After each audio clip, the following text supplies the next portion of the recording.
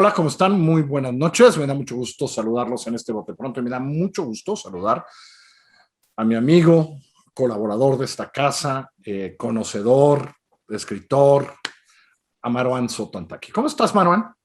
Querido Gush, muchas gracias. Bien, encerrado. Sí, debo decir nada más rápido. Marwan sí lleva, ya me dijo, 1 año, 3 meses encerrado ahí en su Sí. casa. ¿Conoces la zona? Quisiera que habláramos porque las cosas pasan todos los días. Eh, y no quisiera que llegáramos a... He leído muchas explicaciones fáciles, Manuel, porque esto pasa tanto, tantas veces, que ya agarramos como una manera de explicar este conflicto entre Israel y Palestina, con Gaza en particular. Entonces, quiero que más bien tú empieces a elaborar, y déjame empezar por el momento. ¿Pasó algo por el momento que estamos viviendo?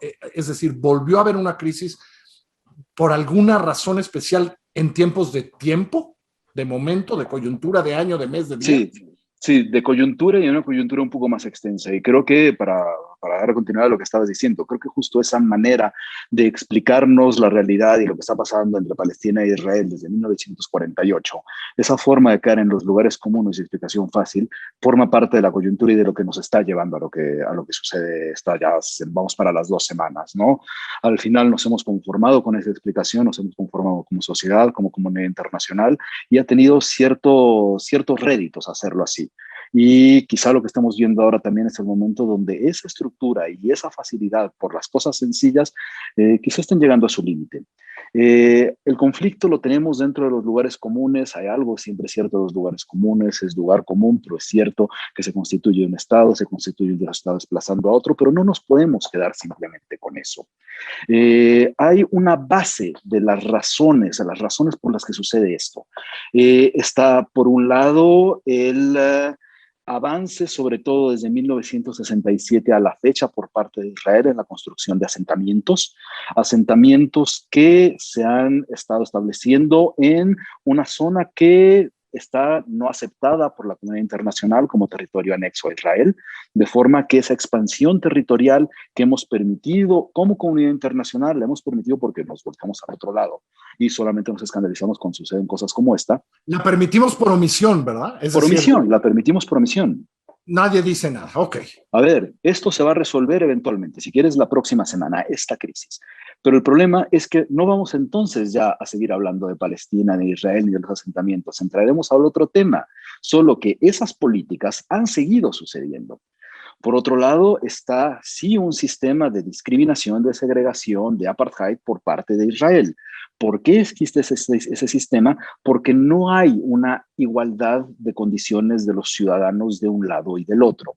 Al mismo tiempo tenemos otra gran complicación. Tenemos la sobreradicalización que ya cuando hablamos de sobreradicalización, es decir, lo radical ya estaba, pero se ha sobreradicalizado de cierto sector palestino, particularmente en el caso de Gaza, de Hamas, una entidad nacida después de la primera intifada que se ha transformado en una entidad política, una entidad de gobierno, una entidad de promoción religiosa y en una entidad sí terrorista, ¿no? Pero que al mismo tiempo se ha fortalecido por distintas razones. Por un lado, por la propia ineptitud de los liderazgos palestinos, particularmente posterior a la muerte de Yasser Arafat, cuando Mahmoud Abbas toma el control de la ahora Autoridad Nacional Palestina, que tiene el control, el gobierno del otro territorio palestino, porque cuando hablamos de Palestina no estamos hablando de un bloquecito, de un cuadrado. Tenemos de este lado Gaza, tenemos de este lado Cisjordania y el West Bank, que los dos entran a un sistema de gobierno que llega a ser incompatible. Mahmoud Abbas no ha logrado ejemplificar un liderazgo, no ha logrado tomar un liderazgo, y cuando no hay un liderazgo, lo que pasa es que la radicalización se presta para ocupar ese vacío. Ese vacío al mismo tiempo ha sido aprovechado particularmente por el gobierno de Netanyahu y particularmente en los últimos 4 años. ¿Por qué en los últimos 4 años? Porque durante el gobierno de Netanyahu, la administración Trump le dio un alimento gigantesco al gobierno de Netanyahu, una especie de Trump local, que se cobijó de la ultraderecha israelí. De forma que tenemos los A la que tiene que sobreradicalizados de cumplir, un lado. ahora le tiene que cumplir. Sí, claro, ¿no? Entonces, por un lado, los sobreradicalizados del lado, si quieres llamarle, no solo palestino, no solo Gaza, sino palestino, porque ha habido en la última semana un gigantesco apoyo en Cisjordania a Hamas. Por otro lado, tenemos Netanyahu con la ultraderecha, entonces tenemos sobre radicalizados y ultra, no extrema derecha, ultraderecha, que forman parte del Parlamento israelí, un parlamento con el que no ha podido lograr gobierno en los últimos 2 años de 4 elecciones. Es decir, ambas partes tienen los incentivos para continuar la radicalización y continuar la violencia. Todo eso frente a la mirada internacional y la omisión. A partir de mi ignorancia, déjame hacer una pregunta. ¿Crees que la crisis económica, porque aunque Israel le ha ido muy bien en términos de vacunación y tal, perdón, ¿crees que la crisis económica creada por la pandemia también agravó estas necesidades políticas de radicalización? En parte sí, en parte sí. Por ejemplo, había el mes pasado originalmente unas elecciones palestinas, las primeras en más de una década, y al final Mahmoud Abbas usa la pandemia y a Israel para poder posponerlas indefinidamente. La realidad es que entonces la pandemia se transforma en un pretexto para poder darle salida a las otras cosas que no se han resuelto. Pero por otro lado, es un hecho en todo el mundo, a ver, dejemos de pensarlo solo en términos individuales, no va a resultar que Palestina, con todo y que está una cierta recuperación en las últimas fechas por parte de Israel, iba a poder salir bien librado. El recrudecimiento de las condiciones generales de deterioro de la vida, generales, alientan justo el radicalismo. Eso lo vimos también en Estados Unidos, lo vemos en México, lo vemos en prácticamente cualquier lado. Cuando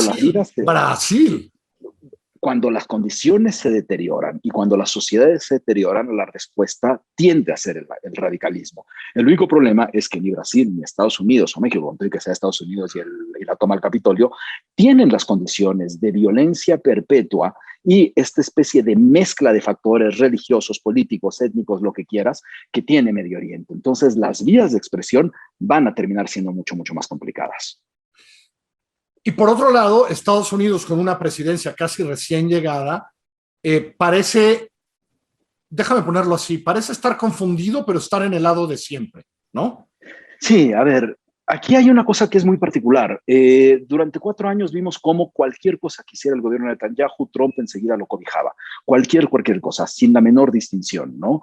Bueno, cuando entra la administración Biden, da la impresión que iba a haber algún cambio. Incluso la semana pasada, cuando las noticias empezaron a cubrir lo que aparte ya venía calentándose semanas atrás. Esto en realidad empieza a calentarse desde principios de mes, pero cuando las noticias a partir del 10 de mayo empiezan a retratar esto, daba todavía la impresión que la postura de Biden, donde decía, ok, las dos partes tienen que calmarse, había una especie de condena muy tibia a lo que decía Israel, todo eso se diluyó de inmediato a lo largo de la semana y sobre todo el fin de semana en el que el Consejo de Seguridad se reúne tras una petición de China y el gobierno de Biden se opone y ejerce su poder de veto en el Consejo de Seguridad para que no pase la resolución que se estaba proponiendo en el Consejo de Seguridad.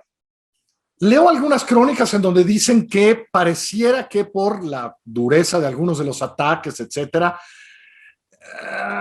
no le está yendo tan bien a Netanyahu como le hubiera ido hace un tiempo. ¿Es cierto o es también ganas? Es los dos. Son ganas de pensar que es así. Es las dos. Y aquí quizá de lo que haya que partir es que hubo un momento y todo apuntaba a que el recrudecimiento sí tenía una cosecha política. Esta cosecha que te decía, donde las partes más radicales de los dos y ante la ausencia empiezan a alimentar y alentar y legitimar las acciones de mayor violencia, de mayor fuerza, de mayor ataque y demás, ¿no? Solamente es que aquí hay otra cosa que podría haber sido un gigantesco error, tanto de Netanyahu como de Hamás. Por un lado, del lado de Hamás, esto que parecía y que sin duda le ha dado suficientes réditos políticos, el mejor ejemplo de eso es gente en el West Bank, en Cisjordania, que apoyaba a Fatah, está apoyando a Hamás, ¿no? Ese es el mejor ejemplo. Es decir, hoy tendrían las elecciones ganadas. ¿Por qué? Porque tienen el apoyo de los otros que no los apoyaban normalmente. Pero al mismo tiempo, para Hamás en este momento, por el nivel de fuerza y de violencia y sí de desproporción que ha tenido Israel, resulta que ya no puede seguir cosechando más y lo único que le queda es seguir recogiendo muertos. Es decir, su capacidad de conquista política quizá ya se acabó y ahí tenga que entenderlo. Pero en el caso de Netanyahu hubo otra. Lo que parecía también ese mismo alimento, a partir del nivel de violencia, generó aún más radicalización. Esa radicalización se ha extendido de tal forma que cuando se dice por parte del gobierno israelí, por parte de Netanyahu, que se busca un cese al fuego unilateral, porque Hamás tiene que destruirse, bla, bla, bla, etcétera, etcétera, ¿no? Resulta que ya no solo es Hamás, sino ya es el apoyo social que tiene Hamás. y ese ya no lo puedes destruir porque se hace mucho más extensivo. Es decir, que entonces para Netanyahu lo que daba la impresión, y podría todavía estar en ese espacio, de capitalizar políticamente esa posible destrucción de Hamás, resulta que por el apoyo social que sus propias acciones han construido dentro de la comunidad, no solo palestina, sino árabe en general, pueden salir del tiro por la culata. ¿Ves a un actor en el mundo no calificado, no ya manchado por tantos años, que pudiera ayudar a intervenir? Europa, no sé, a Asia le debe interesar también lo que pasa. ¿Hay algún actor internacional que pudiera volver, como decir, ok, señores, o no ves a ningún actor? Un adulto en la mesa, ¿no? No sé si tenemos un adulto en la mesa. No sé si tenemos un adulto en la mesa porque al final todos los posibles adultos de una u otra forma están también vinculados con el sistema de vicios que ha permitido llegar a esto. Quizá ahí el mejor ejemplo podría ser para entender el sistema de vicios, la postura de México en el Consejo de Seguridad, ¿no? México en el Consejo de Seguridad, después del fracaso de la reunión, emite un comunicado donde dice no se pueden atacar los sitios religiosos menos durante la oración. Tienen toda la razón del mundo. Eso es una frente de una provocación irreal por parte de Israel que podía elevar lo político a lo religioso y étnico. Pero al mismo tiempo habla de una solución de dos estados, una solución de dos estados que es totalmente exigua, que parte de las fronteras, si quieres, de la partición del mandato británico, luego se toman en 67, que es lo que sea, ¿no? Bueno, decir hoy la solución de dos estados, como lo hace México, lo único que hace es decir algo que queda bien, que suena muy bonito, que todo mundo viva felices, que cosechan aceitunas juntos, pero en términos prácticos evita decir que no están las condiciones para esa solución de dos estados. Al mismo tiempo que cuando se hacen ciertas declaraciones como la crítica al Consejo de Seguridad, que es real, es cierto que el Consejo de Seguridad fue incapaz de pronunciarse. Eso tiene todo el sentido del mundo, solo que se nos olvida la parte de abajo. No fue el Consejo de Seguridad, fue Estados Unidos. Y México no se va a meter en broncas con Estados Unidos. Entonces Exacto. entra la abstracción del Consejo de Seguridad. En esa situación, de una u otra forma, están distintos países. Quizá haya un ejemplo que no sé si sea un adulto en la mesa, pero que al menos se ha separado un poco de lo que ha sucedido en las últimas horas. Y quizás sea Francia que tiene una relación directa, histórica, desde lo colonial hasta lo no colonial, con Medio Oriente, a partir de una reunión de Macron con Egipto y con Jordania. Quizá ahí se pueda hacer algo, pero todavía estamos muy, muy pronto y tenemos una gigantesca bronca. No se puede hablar de soluciones sin las condiciones de las soluciones. Primero se construyen las condiciones para poder pensar en soluciones. Y luego soluciones. Sí. Manuán, un placer. Gracias por ayudarnos a entender. Querido Carlos, muchísimas gracias. Buenas noches. Buenas noches a todos. Buenas noches.